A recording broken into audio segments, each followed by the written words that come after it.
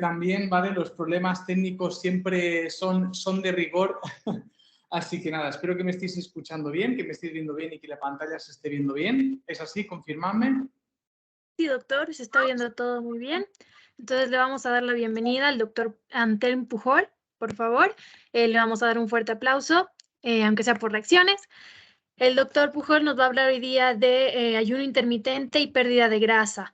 Él, bueno, es un médico interno residente en endocrinología y nutrición, claramente calificado para poder hablarnos de esto tan interesante que es para todos nosotros, ¿no? Muchos debemos haber escuchado del ayuno intermitente y realmente no lo entendemos a fondo, entonces es una buena oportunidad de aprenderlo.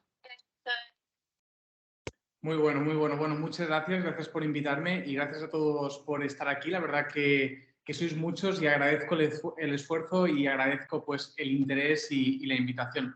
Como muy bien ha comentado la compañera, voy a hablaros de ayuno intermitente. ¿Por qué? Pues básicamente porque el ayuno intermitente me permite ser una excusa para hablar de dos cosas, de lo que realmente importa en pérdida de grasa, y esto es algo muy importante, y lo segundo, sobre correcta interpretación de evidencia científica, ¿vale? Dos temas que me parecen tremendamente importantes. Hablar de pérdida de grasa no es hablar solo de un tema estético, es hablar de una de las epidemias y pandemias del siglo XXI. No solo tenemos la pandemia del COVID, por desgracia, sino que también tenemos la pandemia de los malos hábitos, del exceso de grasa corporal, y todo esto va a tener unas consecuencias para nuestra salud cardiometabólica tremendas. Por tanto, saber qué es lo importante para perder grasa es una herramienta muy efectiva para mejorar la salud. Así que sin más dilación voy a presentarme brevemente. Deciros que, bueno, como ha comentado la compañera, soy médico interno residente en endocrinología y nutrición, es decir, trabajo en un hospital con personas, ¿vale? No solo leo estudios científicos, ¿vale? Y además, pues tengo el placer también de escribir algunos trabajos de estudios científicos que están publicados en revistas indexadas, de realizar, pues, múltiples ponencias tanto de forma presencial como de forma online, y me podéis encontrar en redes sociales, ¿vale?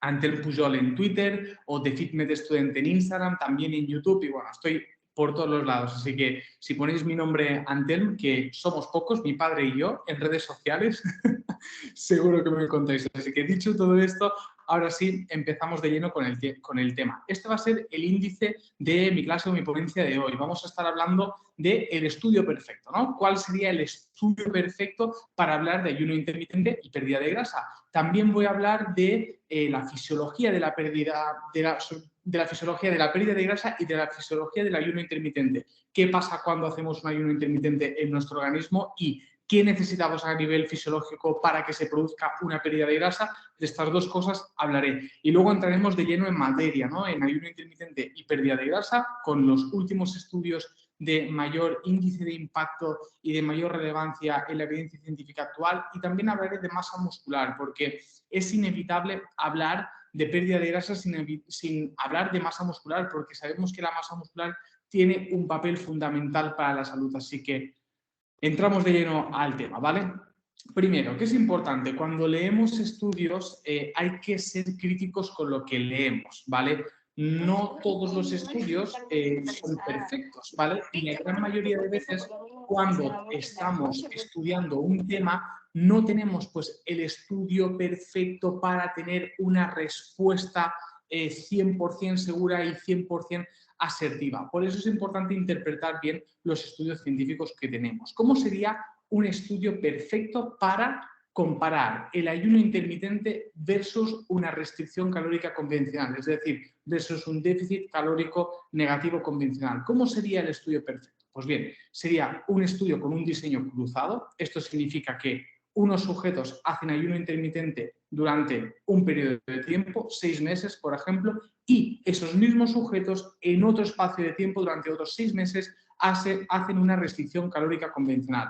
En ambos, es decir, en ambos momentos, ¿vale? Porque tenemos mismo grupo aquí y mismo grupo aquí, misma duración. El hecho de que tengamos los mismos sujetos en un momento y los mismos sujetos en otro momento elimina la variabilidad interpersonal. Eso de que cada persona es un mundo, con los estudios cruzados lo eliminamos, ¿vale? Por tanto, este sería un buen diseño, y además estos sujetos tendríamos que controlar variables como la ingesta calórica, obviamente que comieran las mismas calorías cuando hicieran ayuno intermitente y cuando hicieran solo la restricción calórica convencional. Esto sería pues importantísimo. También lo que comen, qué porcentaje de proteínas comen, qué porcentaje de grasas, qué porcentaje de carbohidratos, en ambos momentos tendría que ser el mismo. También controlar la actividad física, que como sabemos pues va a tener un papel muy relevante en la composición corporal, y también la cantidad de horas de sueño, ¿no? Este sería, para que nos entendamos, el estudio perfecto, ¿sí? Misma cantidad de calorías, misma actividad física, mismo descanso, aquí ayuno intermitente y aquí restricción calórica convencional y con las mismas calorías. Así, con este tipo de estudios, podríamos tener una respuesta de decir, no, mira, 100% el ayuno intermitente es mejor o la restricción calórica es mejor. ¿Tenemos exactamente esto? No, no lo tenemos. Esto es una utopía, ¿vale? Como pongo aquí, es como los unicornios, una fantasía, ¿no? Que hay gente que cree, hay gente que no, por tanto, no es una realidad, no lo tenemos a día de hoy.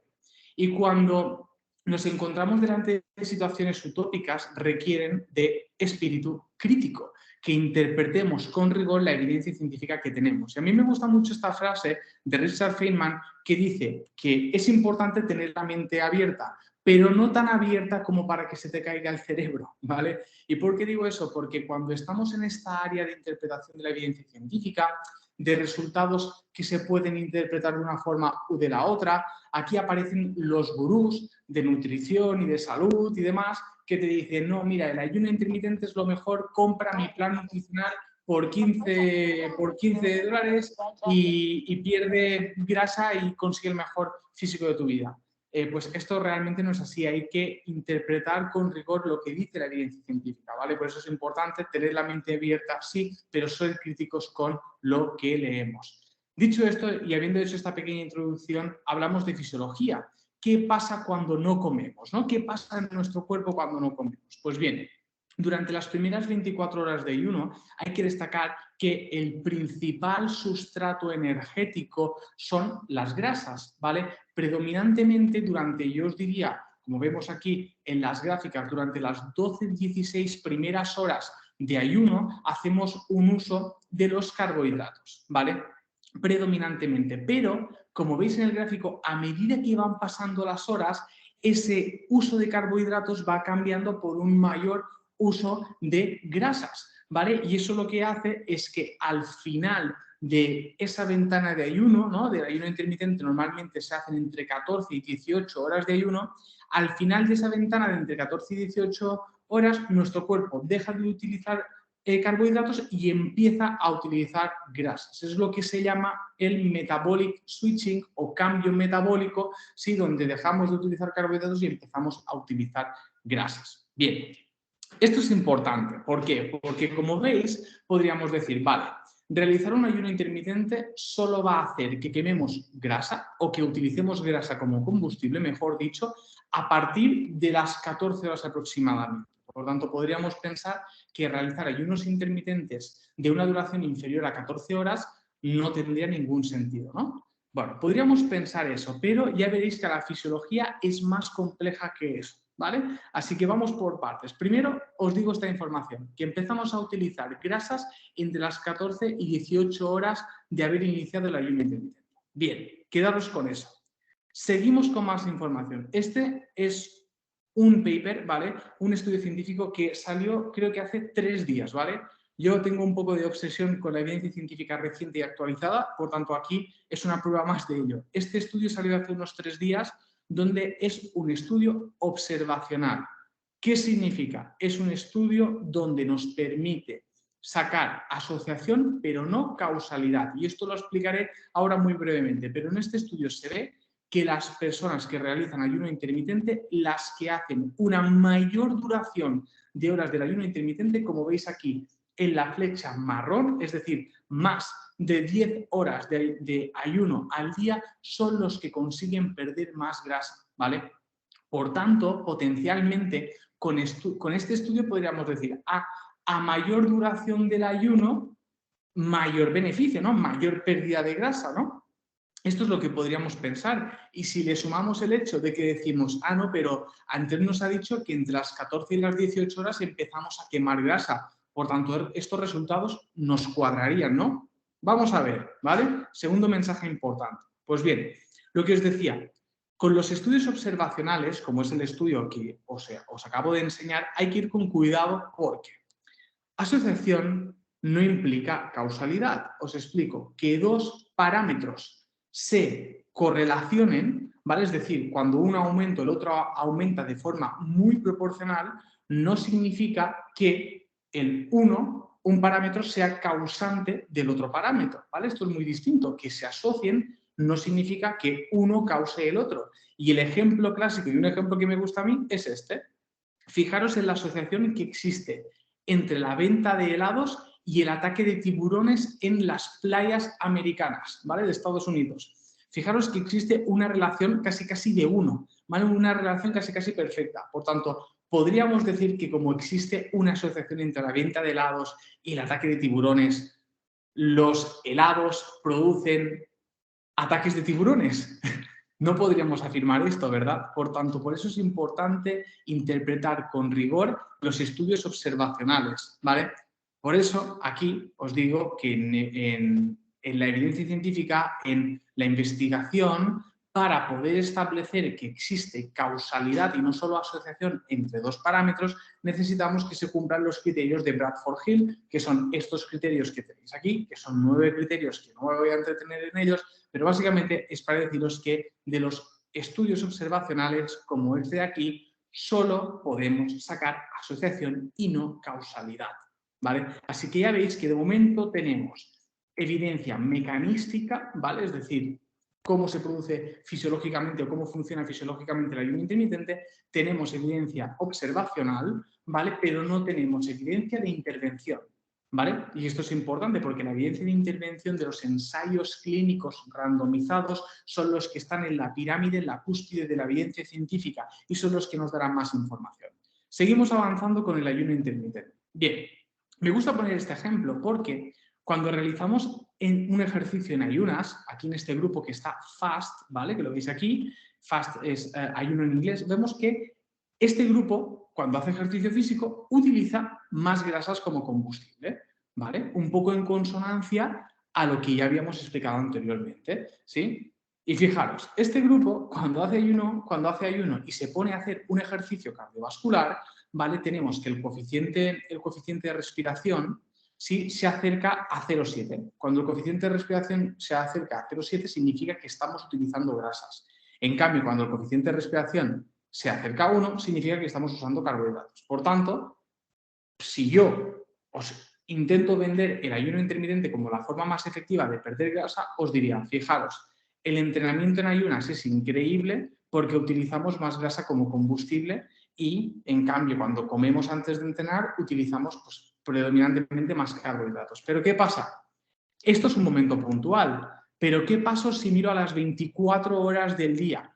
Pues vemos que el grupo que estaba en ayunas y hacía un ejercicio físico, a medida que va pasando el día, deja de consumir tantas grasas y empieza a consumir más hidratos de carbono. Y por tanto, al final del día, la conclusión es que independientemente de que hagan ejercicio físico en ayunas o que hagan ejercicio físico habiendo comido, el uso de carbohidratos y de grasas entre ambos grupos se iguala, ¿vale? Sería el mismo a las 24 horas. Y aquí estamos metiendo un concepto muy interesante y es que no debemos ser reduccionistas y mirar las cosas en un momento concreto. Debemos mirar las 24 horas del día. ¿Por qué? Porque fijaros, y esto es básico para entender todo lo que hemos explicado hasta ahora y unir los puntos.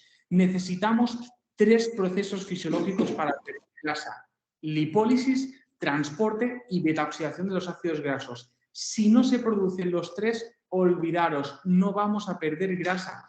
Por eso, cuando veáis estudios que dicen, sí, este protocolo hace una mayor oxidación de ácidos grasos, no significa que esta oxidación genere una mayor pérdida de grasa, porque para la pérdida de grasa necesitamos tanto la lipólisis como el transporte, como la betaoxidación de ácidos grasos. Por eso es tan importante interpretar bien los estudios. Por eso que en un momento concreto estemos usando grasas como combustible no significa que perdemos más grasa, porque lo que necesitamos para que estos tres procesos se den a la vez es un déficit energético, es gastar más calorías de las que estamos consiguiendo, es un balance energético negativo. Esto es lo que necesitamos para que se produzcan estos tres procesos, ¿vale? Y para que podamos perder grasa, independientemente de que hagamos ayuno intermitente o de que no lo hagamos. Lo importante es el déficit calórico, el balance energético o restricción energética. Sí, perfecto, unimos los puntos con esto. Podría terminar aquí, pero quiero enseñaros estudios de intervención y estudios muy bien diseñados para reafirmar lo que os he estado contando. Fijaros este estudio aquí, ¿vale? Abril 2021, 21 de abril del 2022, sí, que esto es un estudio publicado en New England Journal of Medicine, como ya sabéis, la revista más prestigiosa en medicina, una revista muy importante de la cual todos los ensayos clínicos que salen de aquí tienen una robustez muy grande, ¿vale? Pues bien, este es un estudio donde intenta ver el efecto, donde intenta comparar ayuno intermitente versus la restricción calórica convencional, ¿vale?, con igualdad de calorías y en población que viven con la obesidad, ¿vale? Un grupo realiza restricción calórica sin ayuno intermitente y el otro grupo realiza solo restricción calórica. Pero como veis, entre ambos grupos la cantidad de calorías consumidas son las mismas, ¿vale? Por tanto, aquí ya podemos ver si realmente el hecho de limitar la ventana de ingesta energética, ¿vale? Es decir, hacer un ayuno de 6 horas en comparación con, pues, lo que sería una ventana de comidas normales, que es unas 18-20 horas, ¿vale? Si hay alguna diferencia entre ambos protocolos, ¿vale? A igualdad de calorías, muy importante. ¿Y qué vemos? Pues vemos que a largo plazo, porque esto es un estudio a 12 meses, esto es muy importante, las intervenciones de pérdida de peso tienen que ser a largo plazo, pues vemos que no existen diferencias significativas entre el grupo que hace restricción calórica convencional en comparación con el grupo que hace ayuno intermitente cuando las calorías, la ingesta calórica se ha igualado. Ambos grupos pierden la misma cantidad de peso, ¿sí? Muy, muy, muy importante. Por tanto, como veis, un estudio de intervención bien diseñado, estudio robusto, ¿vale?, que nos verifica lo que hemos estado hablando y nos vamos a un grado de evidencia más alto, a estudios, a ensayos clínicos randomizados, ¿sí? Y no nos quedamos en argumentos mecanísticos o en argumentos observacionales, sino que vamos con mayor profundidad y con mayor grado de evidencia. Por tanto, aquí un meme también para despertaros si alguno se había quedado dormido, ¿vale?, de que el ayuno intermitente no te convierte en una máquina de quemar grasas, sino que el déficit calórico es la única manera que se den los tres procesos necesarios para perder grasa, que son la lipólisis, el transporte y la beta-oxidación de ácidos grasos. Perfecto, fantástico. Dicho esto, vamos a por un siguiente tema, que es, claro, el hecho de realizar ayuno intermitente, ¿vale?, condiciona que tú comas, por ejemplo, pongamos una ventana de ingesta de 8 horas, ¿no? Así haces un ayuno de 16 horas, ¿no? 8 horas, ¿vale? Estas 8 horas, ¿dónde lo vas a meter? Lo vas a meter durante el día, es decir, que comas, por ejemplo, de las 8 de la mañana a las 8 de la tarde, o en cambio vas a hacer, de las 8 de la mañana a las 16 horas a las 4 de la tarde, o en cambio vas a hacer de las 4 de la tarde a las 12 de la noche.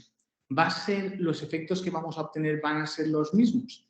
Esto es un concepto muy, muy debatido, ¿vale? Pero básicamente lo utilizo para introduciros el concepto de la crononutrición, ¿vale? Como sabéis, nuestro organismo tiene ritmos circadianos y tiene ritmos circadianos estrictamente para todo. Cualquier proceso de nuestro cuerpo viene regulado por nuestro reloj interno.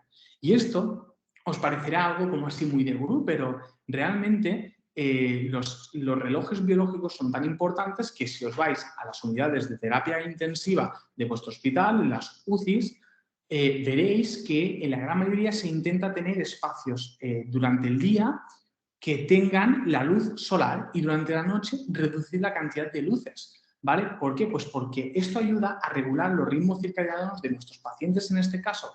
Y los ritmos circadianos regulan la presión arterial, regulan nuestro sueño, descanso, vigilia, regulan nuestro metabolismo energético y todo esto va a hacer, y se ha demostrado, que la calidad y la cantidad de vida de nuestros pacientes mejore.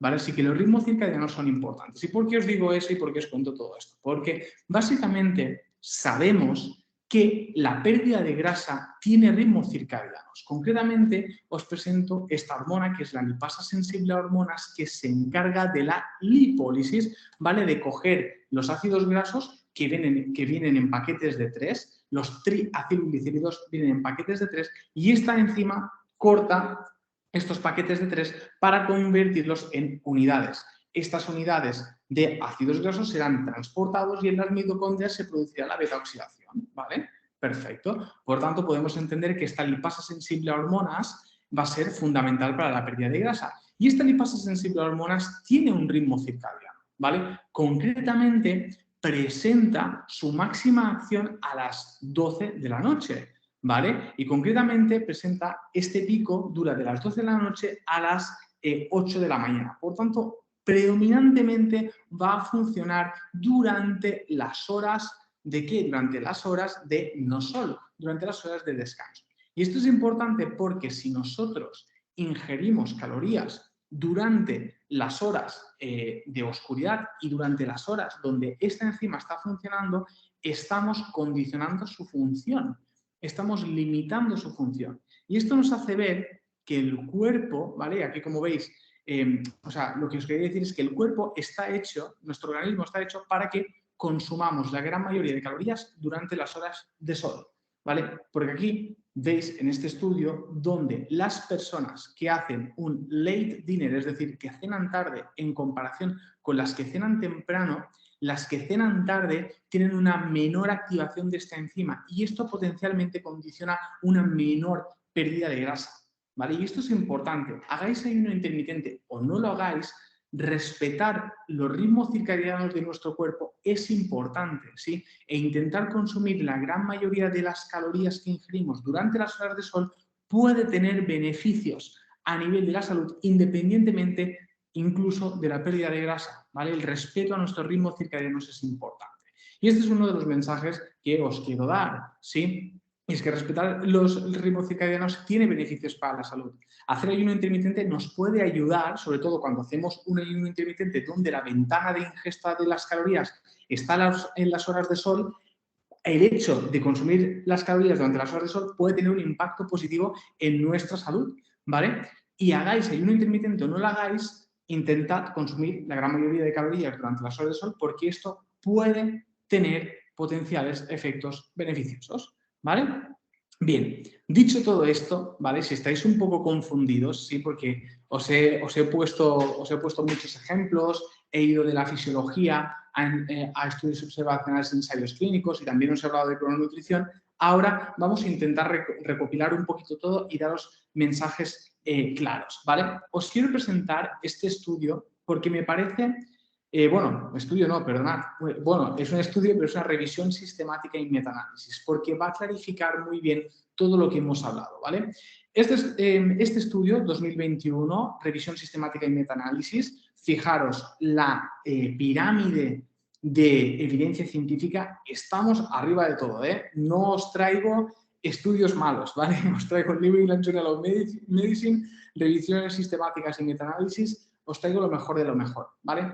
Y os traigo este metaanálisis porque me encanta cómo explica los resultados del ayuno intermitente en personas de fuerza, ¿vale? En personas que entrenan fuerza y compara ayuno intermitente en comparación con la restricción calórica.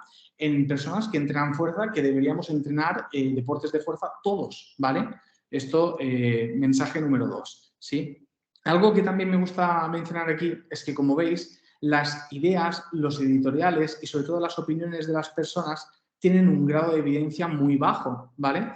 En cambio, yo por eso os traigo revisiones sistemáticas y metaanálisis. Esto no es lo que opina Antelmo del ayuno intermitente. Esto es lo que nos dice la evidencia científica, ¿vale? Por tanto, La cuestión es, ¿con ayuno intermitente encontraremos más pérdida de grasa y mayor mantenimiento de la masa muscular? Pues bien, a mí me gusta mucho este estudio por esto que veis aquí. Fijaros que estos son sujetos, ¿no?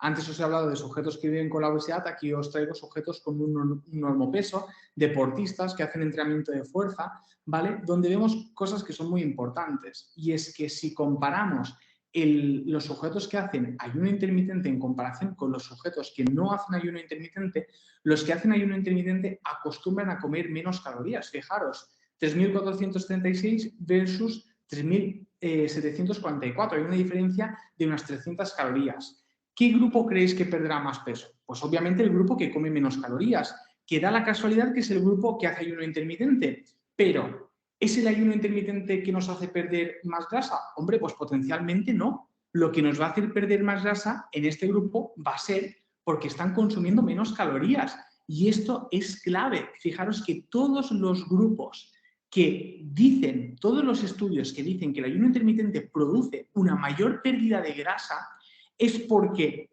el grupo que hace ayuno intermitente consume menos calorías, ¿vale? Fijaros aquí la diferencia, 1.844, 2.410, vamos a otro estudio, el grupo que hace ayuno intermitente, 2.700, el grupo que hace restricción calórica convencional, 3.000, pues claro, ¿qué grupo va a perder más peso? Pues obviamente el grupo que está ingiriendo menos calorías. ¿Pero va a ser por el ayuno intermitente o va a ser por la restricción calórica? Va a ser por la restricción calórica, ¿vale? Y aquí los dos mensajes a llevarnos son estos dos. Lo primero, que lo más importante para perder grasa es el balance energético negativo, ¿vale? Es la restricción calórica. Y segundo, es que el ayuno intermitente, pues quizás puede ser una buena herramienta para conseguir ese balance energético negativo, ¿vale? Ese déficit calórico. Pero lo que nos está haciendo perder grasa es consumir menos calorías de las que estamos gastando. Y luego, ¿el ayuno intermitente nos puede ayudar a conseguir eso? Sí, vemos en los estudios que sí, ¿vale? Así que es importante este matiz y estas puntualizaciones porque esto nos permite ser precisos y ser rigurosos en nuestras afirmaciones. Y como os digo, mi obsesión con la evidencia científica reciente. Metaanálisis publicado creo que hace 2 semanas de ayuno intermitente en comparación con restricción calórica en el peso y en factores de riesgo cardiometabólicos. Otra vez, revisión sistemática de ensayos clínicos randomizados en la pirámide de la evidencia científica. ¿Y qué nos dice? Que nos dice que a igualdad de ingesta calórica, las intervenciones con ayuno intermitente producen beneficios similares a la restricción calórica convencional. ¿Sí? Perfecto. Mensaje, no es mi opinión, ¿vale? Es lo que nos dice la evidencia científica. Por tanto, ya pues no voy a repetir lo que os he estado diciendo porque yo creo que los mensajes están quedando claros, ¿vale? Pero lo que quiero que también os llevéis es que fijaros la importancia de analizar críticamente la literatura científica, sobre todo para ser rigurosos en nuestras afirmaciones. Somos profesionales de la salud y tenemos que ser rigurosos, tenemos que basarnos en evidencia científica y tenemos que interpretarla correctamente, ¿vale? Y eso es importante, ¿vale? Así que genial. Y luego, brevemente, para hablar un poco de masa muscular, porque ya os digo que a mí se me hace imposible hablar de pérdida de grasa sin hablar de masa muscular. ¿Por qué? Pues básicamente porque las personas que mantienen la masa muscular y las personas que tienen una masa muscular funcional pierden más grasa y además tienen mejor salud. Así que la masa muscular es importantísimo. Destacar que el principal factor de inductor de la masa muscular, de mantener la masa muscular, es el entrenamiento, ¿vale? Así que entrenar es fundamental para la masa muscular y para la pérdida de grasa, ¿sí? Y esto me parece interesante mencionarlo cuando, si os planteéis hacer ayuno intermitente o recomendar ayuno intermitente, sed conscientes de que cuando hacemos un enfoque para ayuno intermitente debemos pensar siempre en dos cosas. La cantidad de proteínas que ingiere esa persona. Debemos asegurar que hacer ayuno intermitente no está impidiendo que la persona llegue a sus requerimientos proteicos, ¿vale? Los requerimientos proteicos de cada persona es entre 1,6 y 2 gramos de proteína por kilogramo de peso corporal.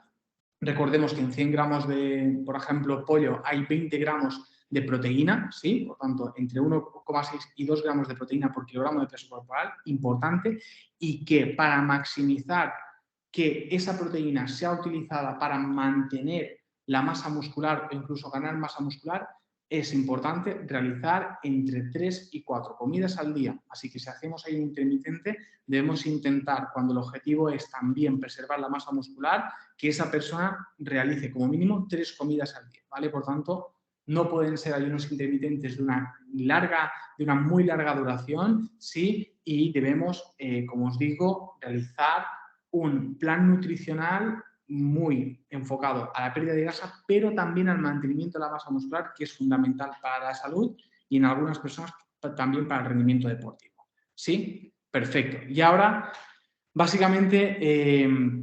algunos apuntes antes de terminar. A mí me gusta mucho esta frase de Steve Jobs que dice que solo se puede, o sea, que la vida solo puede ser vivida hacia adelante y ser entendida mirando hacia atrás, ¿vale? Que cuando hemos hecho esta presentación y cuando hemos visto los distintos conceptos, hemos ido pues paso a paso, diapositiva a diapositiva, y ahora es, bueno, ahora pues tengo que hacer ese esfuerzo de intentar consolidar todo y unir los puntos, ¿vale? Solo podemos unir los puntos, tanto de la presentación como de nuestra vida, mirando hacia atrás, ¿vale? Y esto es lo que voy a intentar hacer con este pequeño resumen de aquí. ¿Qué es lo que hemos aprendido o qué es lo que os he intentado transmitir? Ya me diréis si lo he conseguido o no con esta pequeña ponencia. Primero, que lo más importante para perder grasa es la restricción calórica, ¿vale? Es crear un déficit energético, es consumir menos calorías de las que estamos gastando, ¿vale? Esto es lo principal, que el ayuno intermitente puede ser una herramienta efectiva para conseguir ese déficit calórico, ese balance energético negativo. 3. Respetar nuestros ritmos circadianos, hagamos o no hagamos ayuno intermitente, puede tener beneficios positivos para nuestra salud, ¿vale? Y 4, el mantenimiento de la masa muscular va a ser importante para la salud, que el principal inductor del mantener la masa muscular es el entrenamiento de fuerza y que todos deberíamos entrenar fuerza. Y recordemos que en los planes nutricionales que hacemos ayuno intermitente necesitamos que la persona haga entre 3 y 4 comidas y en que cada una de las comidas haya proteína para asegurarnos que llegamos a los requerimientos proteicos necesarios para esa persona. Y añado un 5 y un sexto punto. 5. Importante interpretar bien la evidencia científica. Estudios observacionales versus estudios de intervención. Estudios mecanísticos de la fisiología versus los estudios de intervención. ¿Sí? Basaros siempre en estudios de intervención. Y cuando os baséis en estudios de intervención y cuando miréis, por ejemplo, composición corporal, muy importante, ¿qué cantidad de calorías consumen ambos grupos? Tiene que ser la misma para poder comparar bien, porque el grupo que va a consumir menos calorías siempre va a ser el que va a perder más peso, ¿vale? Y por eso es muy importante que leamos bien, leamos y nos basamos en evidencia científica, pero también interpretar correctamente la evidencia científica. Y finalmente, para terminar esto y antes de agradeceros que hayáis estado aquí, me encanta esta frase que la quiero compartir con vosotros, y esto es tanto para la interpretación de la evidencia científica como para la vida, ¿sí?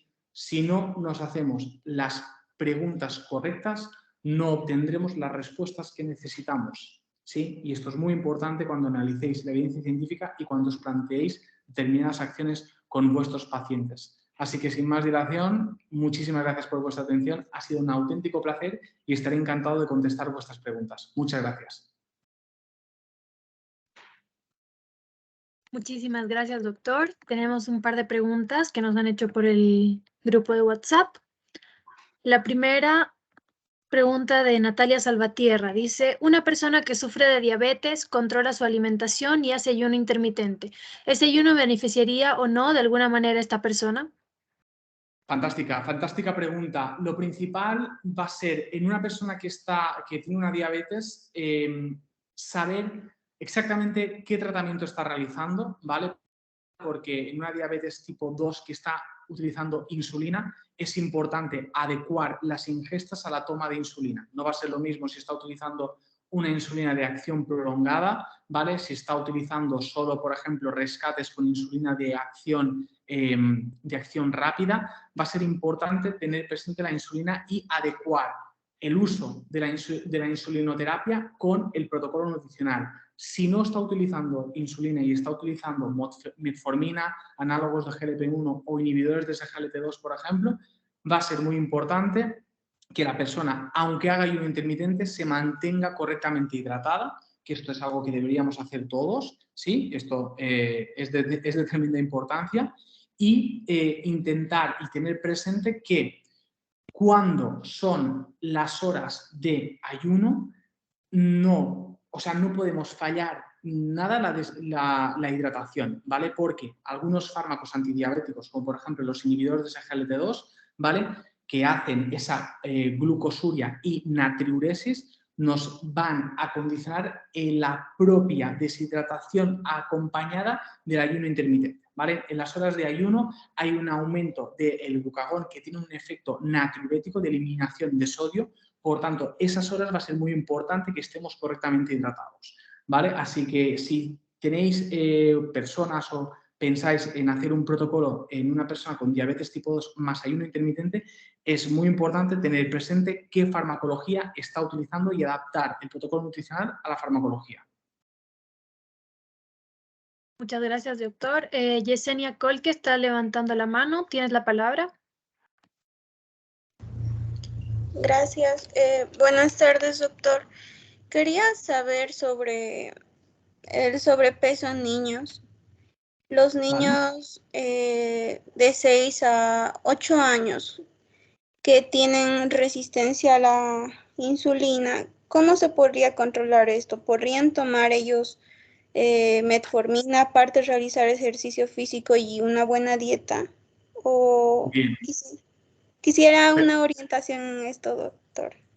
Muy bien, muy bien. Muy buena pregunta. En niños es fundamental hacer un abordaje intensivo y precoz, sobre todo de las medidas de estilo de vida, ¿vale? Porque los niños básicamente debemos educarles en una alimentación de calidad, ¿vale?, con unas cantidades adecuadas y también el ejercicio físico. Esto es fundamental. ¿Sí? Los niños delante de la pantalla, delante del iPad, delante del móvil, no. Hay que jugar a fútbol, a baloncesto, a lo que le apetezca al niño. Hay que ponerle a entrenar pesas o a levantar cosas pesadas o lo que sea, pero que el niño se mueva. Entrenamiento y nutrición. Luego, fármacos. Este es un tema controvertido y además que va variando en cada país, ¿vale? Porque cada país tiene la financiación de determinados fármacos. Destacar que para la obesidad infantil el uso de metformina no está cuando es obesidad sin diabetes, ¿vale? La metformina no sería un tratamiento de primera elección, sí, y por ejemplo aquí en España en determinados niños, cuando se ha hecho un abordaje intensivo del estilo de vida, muy importante, cuando se ha hecho un abordaje de estilo de vida intensivo y no se han conseguido resultados, en niños mayores a 12 años se pueden utilizar los análogos de GLP-1, ¿vale? La liraglutida o también comercializado como el Saxenda, ¿sí? Pero sobre todo el uso de estos fármacos tiene que ser supervisados por un profesional y sobre todo, y muy importante, aparte de que sean supervisados y prescritos por un profesional, a los niños debemos cambiarles los hábitos. Además, los niños tienen una fase de crecimiento y de maduración en todos los sentidos, a nivel físico, pero también a nivel cognitivo. Por tanto, es la época perfecta para ser muy intensivos y cambiar hábitos. Muchas gracias, doctor. Bueno, vamos a pasar a las siguientes preguntas. Luis Hurtado nos pregunta cuál sería el riesgo de producción de cetonas por el ayuno intermitente. Excelente pregunta, Luis. Mira, la cuestión está en que un aumento de las cetonas no necesariamente tiene un riesgo para la salud. Te explico. Cuando hacemos ejercicio físico muy intenso, también producimos cetonas, porque las cetonas en parte son producto de el uso de grasas como combustible. Y cuando hacemos un ejercicio físico intenso y o prolongado, vamos a utilizar grasas y vamos a producir cetonas, ¿sí? El problema es cuando entramos en una cetoacidosis. No es lo mismo unos niveles de cetonas ligeramente elevados, ¿vale?, que una cetoacidosis. La cetoacidosis condiciona una deshidratación, ¿vale?, concomitante y una alteración del pH. Y puede ser una situación potencialmente grave, ¿vale? El riesgo de cetoacidosis en una persona que hace ayuno intermitente, que no es diabética tipo 1, que no es diabética tipo 2 insulino dependiente y que está correctamente hidratado, es muy bajo, ¿vale? Pero fijaros los pretextos que he utilizado. Ojo con personas con diabetes tipo 1, muy importante esto, el ayuno intermitente, cuidado en personas con diabetes tipo 1, tiene que ser muy supervisado y en personas muy entrenadas, ¿vale? En diabetes tipo 2, como he comentado, y muy importante adaptarlo a la farmacología, ¿sí? Y en personas normales la hidratación, ¿sí? Durante las horas de ayuno hay que beber líquidos, ¿sí? Y en personas que no tienen una patología concomitante, el riesgo de una cetoacidosis es muy raro, ¿no? Yo en los estudios, y podéis chequear las diapositivas que he ido exponiendo, en todos los estudios, por ejemplo, este del New England Journal of Medicine, que son personas que viven con la obesidad durante 12 meses, el efecto secundario más reportado en algún caso es alguna cefalea o alguna náusea que no necesariamente tendría que ser por el ayuno intermitente, ¿vale? Así que la cetoacidosis en personas que no tienen estas patologías y que hacen ayuno intermitente sería raro. Muchas gracias, doctor. María José Loaiza pregunta, dice, doctor, gran ponencia, ¿usted recomienda comer antes de entrenar y qué alimentos sugiere? Bueno, muchas gracias. Gracias, espero que os haya gustado, de verdad. Aprecio mucho recibir vuestro feedback. A ver, ¿yo recomiendo comer antes de entrenar? Sí, sí que lo recomiendo. Básicamente, también, mira, hago un poco de publi. En Instagram y en Twitter hablé muy recientemente sobre precisamente esto, ¿vale? Así que ahí encontráis una respuesta más extensa para los que queráis saber un poco más. Pero sí lo que se ha visto es que las personas que realizan una comida que contiene carbohidratos y proteínas especialmente, ¿vale? Entre unos 20-30 gramos de proteína y también os diría entre unos 30 y 50 gramos de carbohidratos antes de entrenar, tiene un impacto positivo en el rendimiento deportivo.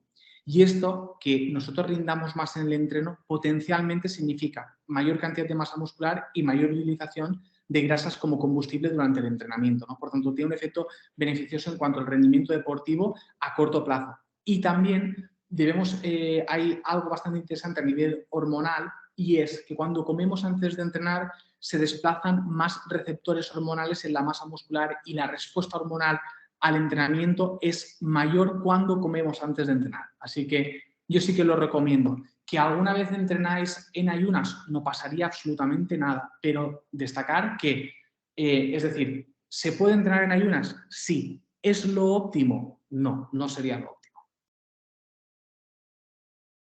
Muchas gracias, doctor. Tenemos más preguntas. Pregunta Adriana Maldonado, ¿cuál sería la hora ideal para cenar según el ciclo circadiano? ¿Cuánto es el mínimo de horas para hacer el ayuno? Bueno, son dos excelentes preguntas. Y os diría que básicamente en este estudio que os he enseñado del grupo de Marta Garrulet, sobre todo hacían la cena a las 9 de la noche, que realmente no es una cena tan temprano, ¿no? Yo os diría que entre las 8 y las 9 de la noche sería lo ideal, ¿vale? Para cenar, ¿sí? Sería aproximadamente unas 3-4 horas antes de irnos a dormir, ¿vale? Esto responde a la pregunta número 1. Y a la pregunta número 2, el mínimo de horas de ayuno realmente no existe un mínimo de horas. Os diré por qué. Porque si nos fijamos en el estudio de la fisiología, ya vemos que ese metabolic switch, es decir, cuando empezamos a utilizar grasas en lugar de carbohidratos, ¿vale? Sucede entre las 14 y las 20 horas de ayuno. O sea, fijaros el margen que hay. Habrá personas que a las 14 horas ya estarán utilizando grasas y habrá personas que hasta las 20 horas no estarán utilizando grasas. Pero el mensaje importante no es este. El mensaje importante es: el ayuno intermitente te ayuda a conseguir adherencia a un balance energético negativo, porque hemos quedado que lo importante para mejorar la composición corporal es el balance energético negativo. Así que mi mensaje es: adecúa el número de horas que tienes a lo que te permita seguir una adherencia al balance energético negativo, ¿sí? Y que realmente ese número de horas va a ser muy personal, ¿sí? Y no necesariamente necesitas cada día hacer las mismas. Lo que es importante, como comento, es respetar los ritmos circadianos y el balance energético negativo. Y luego lo demás lo puedes adaptar a tu día a día. Gracias, doctor. Siguiente pregunta. Dice, ¿realizar el ayuno intermitente y dejarlo de golpe crearía resistencia a la insulina? No. Directamente. Listo.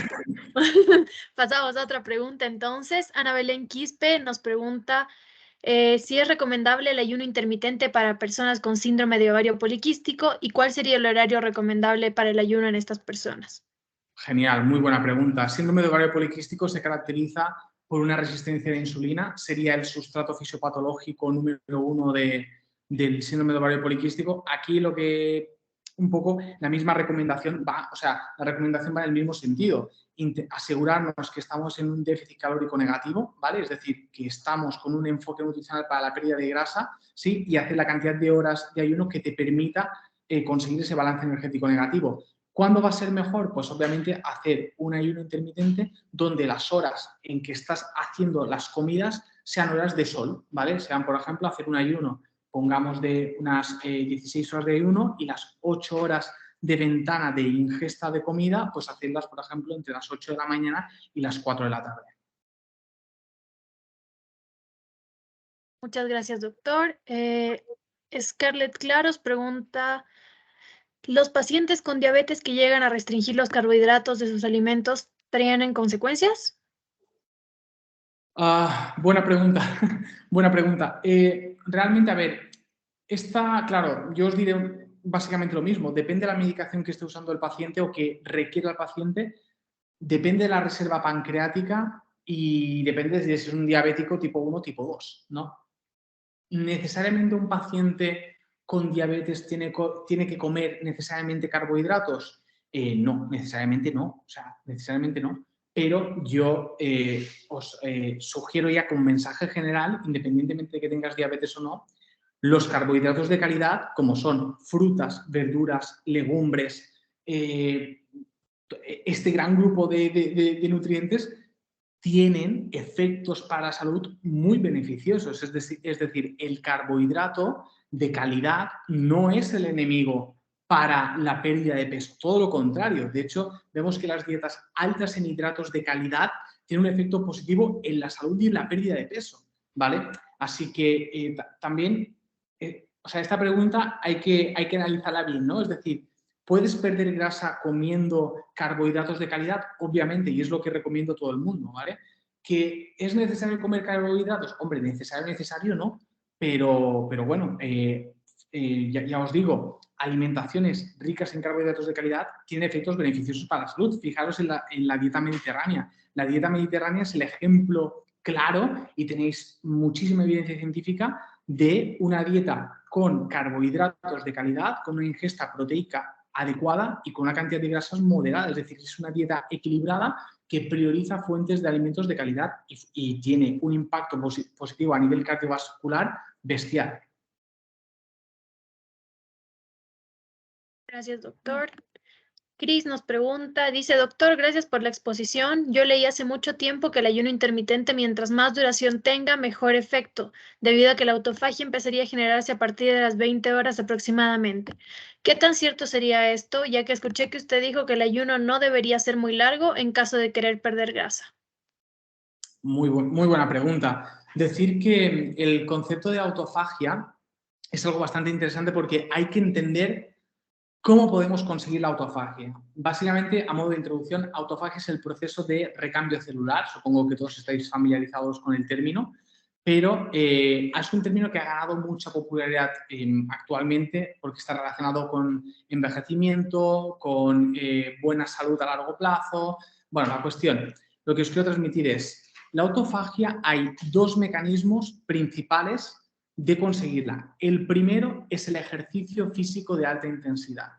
El ejercicio físico de alta intensidad, independientemente del protocolo nutricional, fijaos lo que os digo, independientemente del protocolo nutricional, el ejercicio físico de alta intensidad es el principal inductor de la autofagia, ¿vale? Así que si realmente alguien quiere mejorar su autofagia por lo que sea, ¿vale? Lo que tiene que centrar su esfuerzo es en ejercicio físico de alta intensidad. Esto número uno. Y número dos, los estudios nos muestran que a igualdad de calorías, ¿vale? Es decir, a igualdad de déficit energético, la autofagia se activa de la misma forma en ayuno intermitente o sin ayuno intermitente, ¿sí?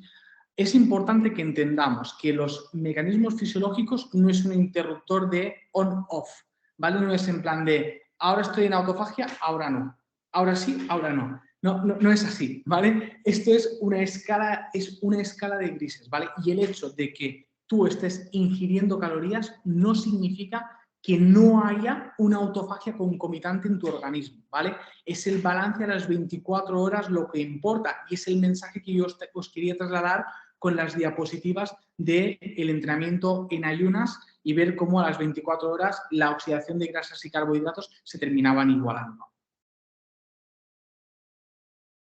Muchas gracias, doctor. Vamos a responder unas 2 o 3 preguntitas más. Raiza Montaño dice, doctor, excelente ponencia, buenas tardes. Al hacer el ayuno intermitente, si me salto el desayuno todos los días, ¿habría un efecto negativo o cada día puedo tener un diferente horario o debo mantener los mismos?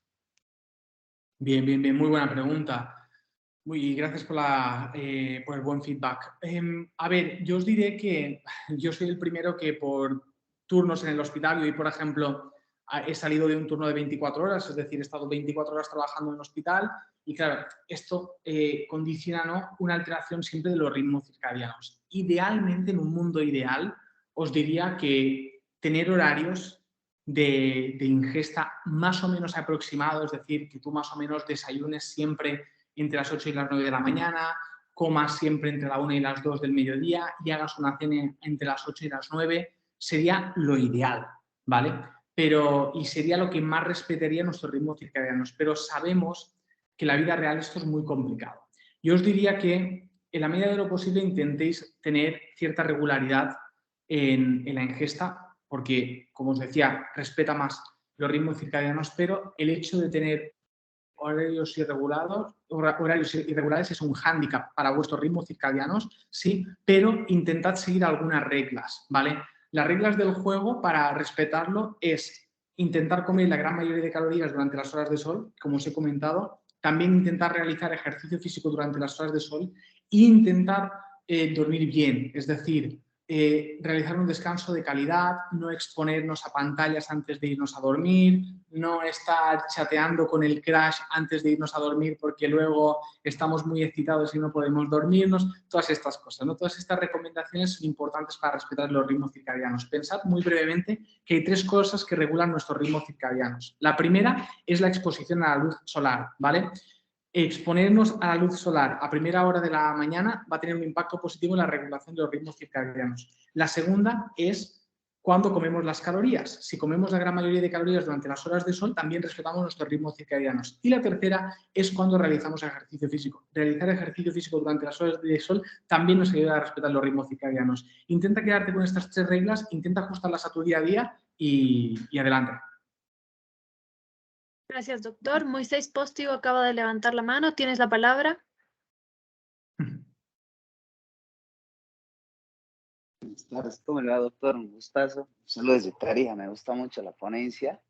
Quería ver de consultar, bueno, son varios puntos y me podría ver de aclarar, quiero aprovechar la oportunidad.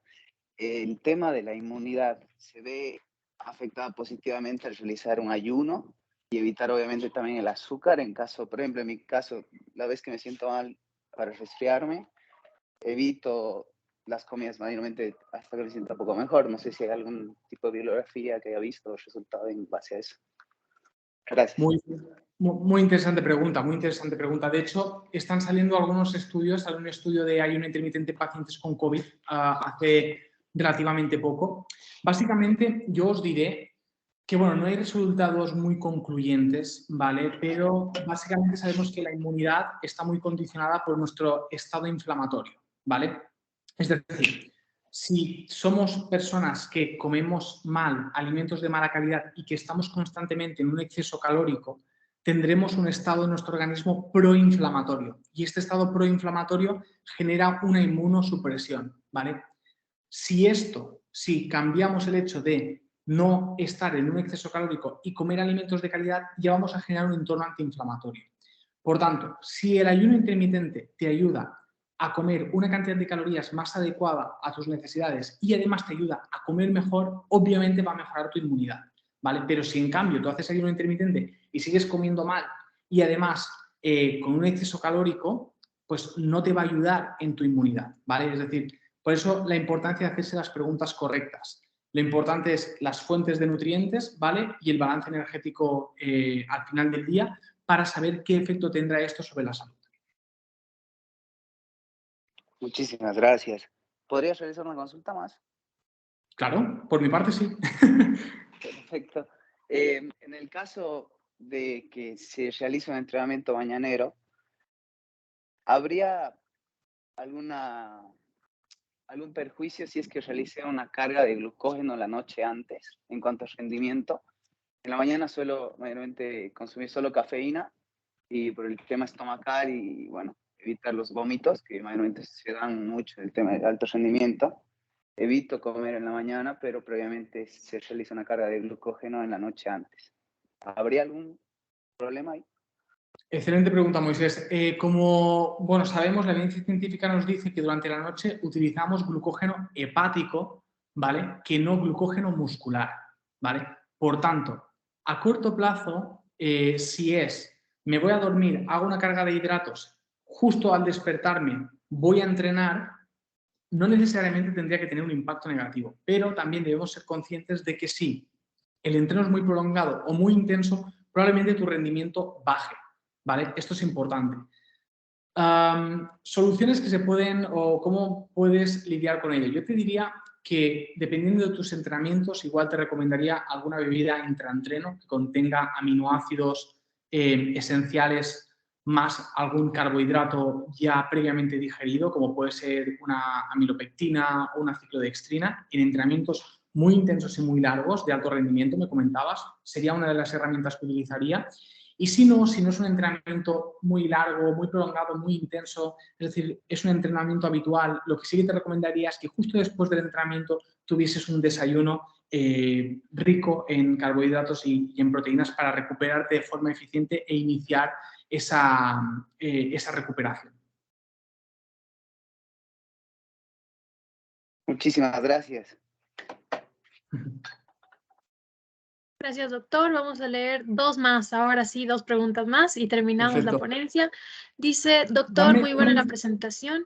Dígame. Dame un segundo, voy a encender la luz que me estoy quedando. Claro que sí.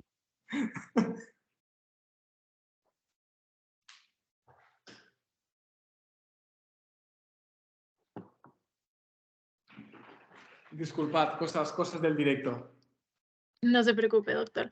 Bueno, dice, doctor, muy buena la presentación, gracias. Tenía la consulta de si hay algún tiempo máximo que se pueda realizar el ayuno intermitente y volver a una dieta regular, o si se puede vivir solo con ayuno intermitente. Perfecto, excelente pregunta. ¿Se puede vivir solo con ayuno intermitente? Yo también os diría que no os obsesionéis. Es decir, yo, por ejemplo, hago ayuno intermitente por un tema de practicidad, porque entro a trabajar a las 8 de la mañana del hospital y no paro hasta las 3 o las 4 y luego ya empiezo, pues realizo la primera comida y lo hago por un tema de practicidad mío, porque cuando llego al hospital, pues no paro, ¿no? Y bueno, y luego esto lo hago los días que trabajo y los días que no trabajo me gusta desayunar y desayuno tranquilamente en casa. Por eso el mensaje que os quiero dar y que era un poco el mensaje de esta presentación es que el ayuno intermitente es una herramienta más para realizar una alimentación que en cantidad de calorías se adecue a tus necesidades, ¿vale? Y sobre todo que os permite priorizar alimentos de calidad, ¿sí? Y que dentro de todo esto, el mensaje también de respetar los ritmos circadianos, que a veces lo podemos conseguir y a veces es un poquito más complicado. Pero puedes hacer, por ejemplo, 5 días de la semana ayuno intermitente y 2 días de la semana no ayuno intermitente y no habría ningún problema, ¿vale? Muchas gracias, doctor. Última pregunta que vamos a leer. Dice, ¿hay algún efecto adverso o contraindicación para el ayuno intermitente? Bien, muy buena pregunta. A ver, yo os diría que más que efectos adversos o contraindicaciones, yo os diría que hay contextos donde hay que hacerlo con mucha precaución, ¿vale? Como os he comentado, pacientes con diabetes tipo 2 o pacientes con diabetes tipo 1, hay que adecuarlo muy bien a la medicación que estén llevando y realmente valorar si realmente va a ser una herramienta útil para ellos o no, ¿vale? Esto va a ser algo muy importante. Y luego también hay determinados contextos donde no se ha estudiado. Por ejemplo, en pacientes embarazadas no hay estudios, ¿no? Por tanto, no puedo decir ni que sea seguro ni que no lo sea. Es decir, podemos decir que no lo sabemos, ¿no? Que nos falta evidencia. Luego también tenemos otros contextos como pueden ser los trastornos de la conducta alimentaria, ¿vale? Las anorexias nervosas o las bulimias o otros trastornos de la conducta alimentaria, donde se recomienda, las normas generales de los protocolos, es tener ciertos horarios regulares de comida, ¿vale? Y esto es un tema que está en mucha discusión. Por tanto, yo os diría que en caso de estas patologías, el abordaje principal es un abordaje psiquiátrico más que de un endocrino o de un nutriólogo, ¿vale? Y que, bueno, que es un contexto donde no está muy estudiado. Y luego también en lactantes, en mujeres lactantes tampoco hay estudios, en niños y adolescentes tampoco hay muchos estudios, ¿vale? Por tanto, hay que ser precavidos. Y sobre todo lo que es importante es entender la fisiología, porque si entendemos la fisiología podremos ver dónde están los potenciales riesgos y en qué personas se puede adecuar más o no. Muchísimas gracias, doctor, por su tiempo y por su disposición y por ayudarnos compartiendo su conocimiento. Yo creo que nos estaremos comunicando con usted para poder tener futuras oportunidades de saber más del ayuno intermitente o de distintos temas que nos puedan llamar la atención e interesar a todos. Muchísimas gracias, ha sido un placer, muy contento de estar con todos vosotros. He visto que éramos un montón, no sé si éramos más de 200. La verdad que, aunque sale el contador aquí, la verdad que nada, que yo solo puedo agradeceros que hayáis estado aquí. Para mí siempre es un honor pues, poder compartir conocimiento con profesionales de la salud y nada, quiero daros mis mejores deseos para todos vosotros, un abrazo virtual para todos y estamos en contacto, cualquier cosa sabéis dónde estoy. Muchas gracias, doctor. Hasta luego. Con eso damos por finalizada la ponencia. Tenemos un receso y luego vamos a iniciar nuevamente con las otras. Perfecto. Dios.